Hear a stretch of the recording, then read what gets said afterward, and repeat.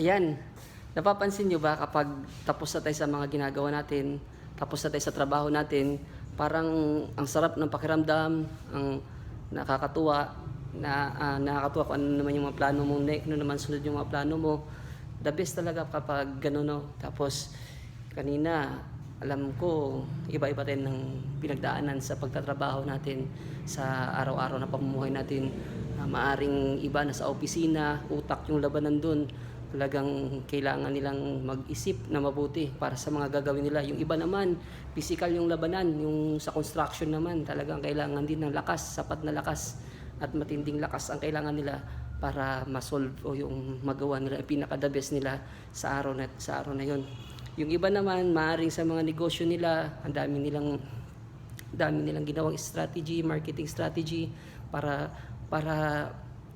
makabenta ng marami. Yung iba naman sa mga insurance, yun, para makaengganyo ng marami, para maraming tao ang maengganyo about sa insurance, para maging insured, no? Iba't iba tayo ng mga pamamaraan, iba't iba tayo ng mga hanap buhay, iba't iba yung mga pinagdaan natin buong araw, iba't ibang mga pawis. Meron din tayo minsan umiiyak tayo, lumuluha tayo mismo sa trabaho natin, no? Kasi nakakaramdam tayo ng pagod, nakakaramdam tayo ng sa loob mismo ng trabaho pa yan, nakakaramdam tayo ng dismaya, pero at the end of the day, trabaho mo pa rin yun, no? Doon ka pa rin kumukuha ng pangtustos mo sa pamilya mo, doon ka pa rin kumukuha ng, yun kasi yung tinatawag na battle bread, doon ka kumukuha ng pang tinapay, pagkain, pang tubig, pang lahat, na kailangan mo mahalin yung trabaho mo. Ganyan ang ginagawa natin araw-araw, iba-iba tayo ng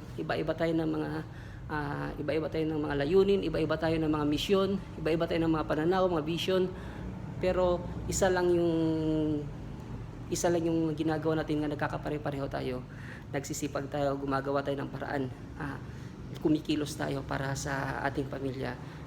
Pagkatapos, at the end of the day, natapos na natin mga ginagawa natin, lahat ng mga ginagawa natin sa buhay, natapos na, yun, out ka na, or tapos na yung business mo, magkuklose, sarado na kayo, yun, parang ang sarap na pakiramdam, no? Ganun, ang sarap na pakiramdam na, parang napawi lahat ng pagod mo.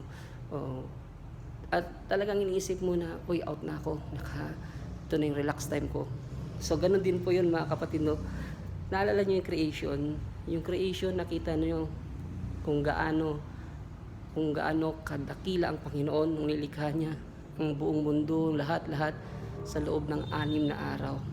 At nung matapos niya likhain yun, nakita natin yung puso niya, natuwang-tuwa siya dahil nilikha ka niya. Isa ka sa pinagpaguran niya, isa ka, tao. Isa yung tao sa lumuhod talaga siya. Talaga yung tao, finorm niya talaga, kumilos siya. Hindi lang sa pamamagitan ng salita, hindi sa pamamagitan ng na magkaroon ng tao, hindi ganoon, talagang ginawa ka niya, finorm ka niya, talagang minold ka niya hanggang sa binigyan ka ng hininga, yung galing mismo sa bibig niya, yung hangin na yun. So ganun yun, kapag kasi yung passion mo, nagawa mo na, yung the best mo na passion, na kahit paghirapan mo, kahit luhudan mo, kahit ba, parang lagyan mo ng pawis, lagyan mo ng effort, ang sarap sa pakiramdam yun pag na-achieve mo. Ganun din po yung Panginoon. Ikaw ang pinaka-the best na nilikha niya. Ang tao ang pinaka-the best na nilikha niya. Talagang pinagpaguran niya, talagang inisip niya mabuti mula sa laman ng utak mo, sa mga buhok mo, sa mga mata mo, sa mga ilong mo. Talagang pinag-isipan niya ng mabuti na maging pareho sa Kanya. Yung maging pareho ng mukha ng Diyos. Kaya nga sinabi sa Genesis 1 verse 26, gawa tayo ng tao, nagagaya natin, pareho natin. So, ginawa ka ng Panginoon na maging kamukha niya, maging kawangis niya. Ikaw po ay banal. Ikaw po ay napakagandang creation. Kaya wag mo sasabihin na sumusuko ka sa buhay. Wag mo sasabihin na nahihirapan ka dahil ang Panginoon ay ginawa ka niya para may purpose. Lahat tayong isinilang sa mundong ito, lahat tayo may purpose, lahat tayong may dapat gawin at lahat tayong may dapat i-actionin. At pagkatapos ng mga gawin natin sa buhay, gagano lang Panginoon. Well done. Good, no? Good job. Well done, my servant. So lahat tayo ay servant ng Panginoon.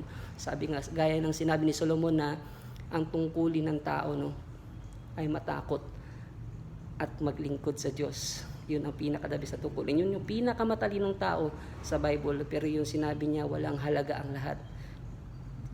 Sa Ecclesiastes 12, sinabi niya doon sa 13 to 14, o buong Ecclesiastes 12, no, ang tao, ang tunay na layunin natin ay matakot sa Diyos at maglingkod at maniwala sa Diyos na buhay. So maraming salamat po sa pagsubaybay. Ito pong pagpabahagi ko ng salita ay passion ko rin po, dahil gusto ko pong sundin ang Great Commission na sabi ni Jesus, go and preach the gospel, make disciple, baptize them in the name of the Father, the Son, the Holy Spirit. Ganyan po ang mission mo.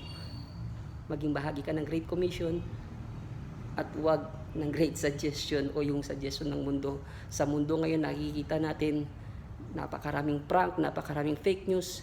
Ngayon po ang panahon. Sa Mateo 24 verse 14, ilabas natin, no? Ilahad natin, ibahagi natin ang salita ng Diyos.